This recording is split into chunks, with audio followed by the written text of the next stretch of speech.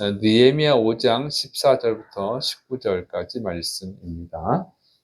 느헤미야가 급여를 받지 않고 총독으로 헌신한 것을 기록하고 있습니다. 자, 첫째, 이제 총독의 녹슬 받지 않았다 그랬어요. 느헤미야 5장 14절부터 19절. 또한 유다 땅 총독으로 세움을 받을 때 곧 아닥사스다 왕 제20년부터 제32년까지 12년 동안은 나와 내 형제들이 총독의 녹을 먹지 아니하였느니라.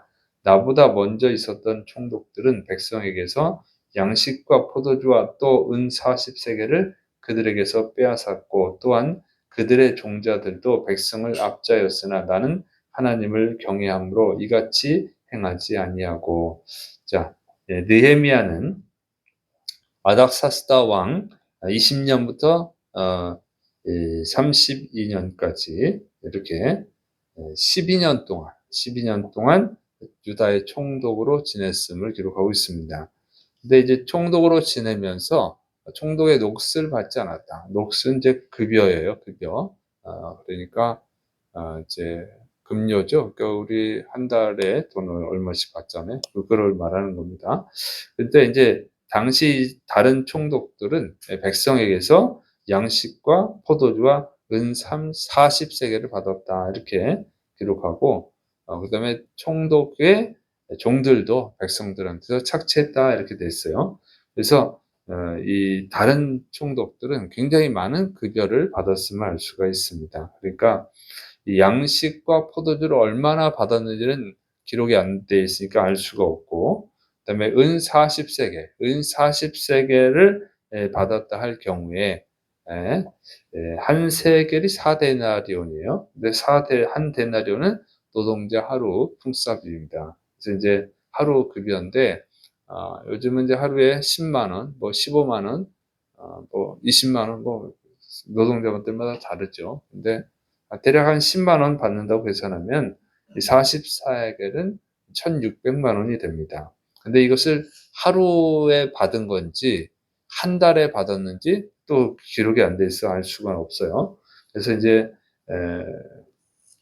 이렇게 계산하면 이제 뭐 한 달에 받았을 경우는 1년이면 1억 9,200만 원이 되고, 이게 이제 하루씩 계산을 하면 한 달이면 4,800만 원, 그리고 그 하루씩이면 뭐야, 1년이면은 이제 5억 7,600만 원이 됩니다.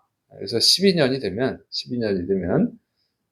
이 한 달에 받았을 경우에는 약 23억 400만 원이 됩니다. 그리고 하루씩 계산해 버리면은 69억 1,200만 원이 됩니다. 그래서 굉장히 차이가 많이 나죠. 그래서 정확히는 알 수가 없어요. 얼마인지 요즘 돈으로 환산하는데 어려움이 있죠. 그래서 어쨌든 뭐 굉장히 많은 이거를 알 수가 있습니다. 그리고 이거 당시가 기원전 444년부터 432년 전 얘기예요. 그러니까는 정확하게 할 수 없습니다. 그래서 어쨌든 간에 한 하루에 계산을 하느냐, 한 달에 계산하느냐, 그것은 굉장히 많이 차이가 나고, 그다음에 이제 양식과 포도주가 있잖아요. 그건 또 계산을 안 했고, 느헤미야와 그 형제들이 받지 않았다. 느헤미야와 같은 이제 지도자들, 그 밑에 부하들은 받지 않았다고 하는 거예요. 보면은 굉장히 많다. 이제 정확하게는 알 수 없지만 엄청나게 많은 것을 받았음을 알 수 있습니다. 그러나 느헤미야는 받지 않았다는 거예요. 다른 총독들은 이렇게 많이 받았지만 느헤미야는 받지 않았다고 기록하고 있습니다. 자, 그리고 이 예루살렘 성벽을 재건하기 위해서 그것을 받지 않았다는 거예요. 그러니까 가난한 백성들에게 부담을 주지 않기 위해서 받지 않은 것이죠. 그래서 빨리 성벽을 건축하고 또 성벽을 건축한 다음에 빨리 안정을 찾아야죠. 경제적 안정을 찾기 하기 위해서 성벽은 뭐 50일 만에 건축했지만 이제 빨리 경제적 안정을 찾아야 되니까 그래야 이제 다윗 왕국을 건설할 수 있죠. 그래서 12년 동안 하나도 받지 않았다. 그렇게 한 이유는 자기가 하나님을 경외하는 자였기 때문이다. 이렇게 기록하고 있습니다. 그래서 정말 하나님을 믿는 사람, 예수님을 믿는 사람들은 세상 사람들과 달라야 될 줄을 믿으시 기 바랍니다. 세상 사람들은 폭리를 취하고 악을 행한다고 해도 저 사람도 저렇게 하는데 뭐 이 정도는 괜찮지 않을까? 이렇게 하면 안 되고 우리 그리스도인들은 세상 사람들과 달라야 될 줄을 믿으시기 바랍니다. 하나님을 경외하는 자로서 살아가야 된다 그 얘기예요. 자, 그다음에 느헤미야가 식사 제공한 것을 또 기록합니다. 느헤미야 5장 16절부터 18절 도리어 이 성벽 공사에 힘을 다하며 땅을 사지 아니하였고 내 모든 종자들도 모여서 일을 하였으며 또 내 상에는 유다 사람들과 민장들 150명이 있고 그 외에도 우리 주위에 있는 이방 족속들 중에서 우리에게 나온 자들이 있었는데 매일 나를 위하여 소 한 마리와 살찐 양 6마리를 준비하며 닭도 많이 준비하고 열흘에 한 번씩은 각종 포도주를 갖추었나니 비록 이같이 하였을지라도 내가 총독의 몫을 요구하지 아니하였음은 이 백성의 부역이 중함이었더라. 자, 느헤미야는 이제 급료를 받지, 총독의 몫을 받지 않았고 또 땅도 사지 않았고 또 그뿐만 아니라 자신의 부하와 종들로 하여금 성벽 공사를 지원하게 했다고 하는 것이죠. 그리고 유대 지도자 150명과 이방인들에게 식사를 제공했다 이렇게 기록하고 있습니다. 그래서 또 식사비를 계산하면 이것을 정확히는 알 수가 없어요. 현재 가치로 계산하는데 한계가 있죠. 어쨌든 한 1,300만 원, 한 하루에 1,300만 원 정도 들어요. 150명으로 계산했을 때의 얘기예요. 근데 여기 사실은 150명이 더 넘거든요. 근데 몇 명인지 안 나왔으니까 150명만 계산했을 때 한 1,300만 원, 1년에 47억 원, 12년이면 564억 원이 됩니다. 굉장히 큰 돈이죠. 그래서 564억인지 그보다 더 될지는 알 수는 없어요. 왜냐면 소값만 소 계산하면 소 한 마리에 1,000만 원이지만 뭐 나라에 따라서 500만 원, 100만 원이라 1,000만 원이라 500만 원이 될 수도 있고 뭐 그러니까 정확히는 알 수가 없습니다. 어쨌든 굉장히 큰 돈이다. 큰 돈이다. 그래서 느헤미야 월급도 월급으로 받았는지 하루로 받았는지 알 수가 없지만 어쨌든 굉장히 큰 돈이죠. 그래서 정확히는 알 수 없지만 엄청나게 큰 돈이다. 엄청나게 큰 돈. 그런데 이거를 느헤미야가 총독의 몫을 받지 않고 식사를 제공한 거예요. 그러니까 총독의 몫을 받고 식사를 제공했다면 이게 식사비로 계산하면 그러니까 이제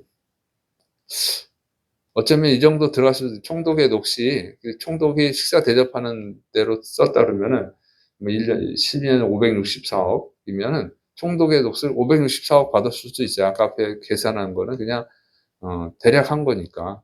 그러니까 뭐 그러면 거의 1,000억이 넘잖아요. 총독이 월급을 받아서 자기 혼자 쓰는 게 아니라 이게 대접을 한다고 할 경우 정확히는 알 수 없지만 엄청난 어떤 큰 돈이다.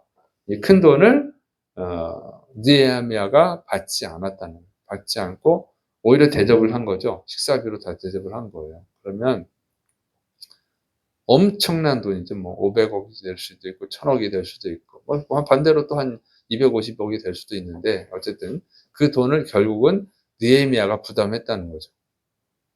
그럼 느헤미야가 이렇게 돈이 많으냐? 느헤미야는 이 페르시아 왕의 술관원이잖아요. 그러니까 굉장히 높은 위치거든요. 굉장히 높은 위치니까 아마 이제 느헤미야가 페르시아 왕의 술관원으로 있으면서 쌓아놓은 그 재산을 갖다가 결국은 이 성벽을 건축하고 그다음에 이 예루살렘 경제가 활성화되도록 안정화시키는데 다 썼다. 이렇게 볼 수 있습니다. 그러니까 정말 이 느헤미야는 정말 위대한 하나님의 사람입니다. 이런 사람이 없는 거죠. 정말 대단한 사람이에요.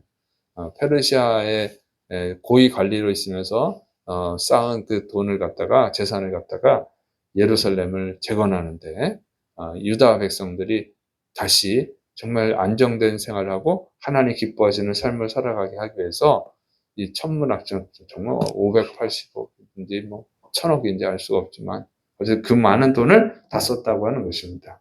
자, 그러면 이렇게 하기가 힘들잖아요. 정말 그리스도인이라고 할지라도 요즘 그리스도인들도 하기 힘든 일을 했단 말이에요. 어떻게 그렇게 할 수 있느냐? 느헤미야 5장 19절 내 하나님이여 내가 이 백성을 위하여 행한 모든 일을 기억하사 내게 은혜를 베푸시옵소서. 자, 느헤미야가 이렇게 한 것은요. 이렇게 총독의 녹도 받지 않고 오히려 식사비를 엄청난 수백억의 식사비를 제공하면서 헌신한 이유, 그 하나님의 은혜를 구했다고 하는 것입니다. 하나님의. 그러니까 느헤미야는 이스라엘 백성, 정말 유다인들을 사랑을 했고 또 하나님을 전적으로 의지했고 또 하나님의 은혜를 받기를 원한 자라는 거죠. 그러니까 정말로 하나님을 믿는 사람이에요. 천국의 소망을 두고 사니까 이렇게 살 수가 있습니다. 그러니까 사도행전에 보면 오순절날 성령님이 임하시죠. 그리고 그 사람들이 부자들 전부 다가 아니라 거기서 정말 성령 충만한 사람들은 자신의 재산을 내놓고 가난한 사람을 돕죠. 가난한 성도들을. 이렇게 돼 있어요. 이게 진짜로 진짜 하나님을 믿어야 되고 진짜로 천국의 소망을 둬야 돼요. 예수님의 십자가 연애를 진짜로 아는 사람만 할 수 있는 것이죠. 그럴 때 예수님의 십자가 연애와 천국의 소망을 가진 자는 정말 세상에 욕심이 없으니까 이렇게 느헤미야 같은 거룩한 삶, 헌신적인 삶을 살아갈 수 있는 줄을 믿으시 바랍니다. 그런데 진짜 이 믿음이 없고 천국의 소망이 없으면 그냥 원망 불평하는 거예요. 왜 이렇게 나한테 물질 축복을 안 주세요? 무슨 축복 안 주세요? 무슨 축복 안 주세요? 예수님 믿는데 왜 이렇게 복을 안 주세요? 이렇게 살아가는 것은요. 사실은 이 천국의 소망이 없는 것입니다. 정말로 예수를 믿으면 그 세상의 축복을 얻기 위해서 살아가는 것이 아니라 느헤미야처럼 이미 하나님께 받은 것을 가지고 하나님을 위해서 또 하나님의 백성들을 위해서 헌신하는 줄을 믿으시기를 축원합니다. 중요한 것은 이게 억지로 되는 게 아니고 정말로 살아계신 하나님을 만나야 됩니다. 예수 그리스도를 진짜로 영접해야 됩니다. 정말로 천국에 소망이 있어야 됩니다. 그것은 성령님의 도움으로 되는 줄을 믿으시기를 축원합니다. 기도하겠습니다. 사랑이 많으신 하나님 아버지, 느헤미야가 오직 하나님을 신실하게 믿고 천국의 소망을 두고 거룩한 삶을 살아간 것처럼 우리에게 성령으로 충만케 하여 주셔서 예수 그리스도의 십자가 연애를 알고 천국의 소망을 들고 하나님의 영광을 위해서 살아가는 그리스도인이 되게 하여 주옵소서. 예수님의 이름으로 감사하며 기도드립니다. 아멘.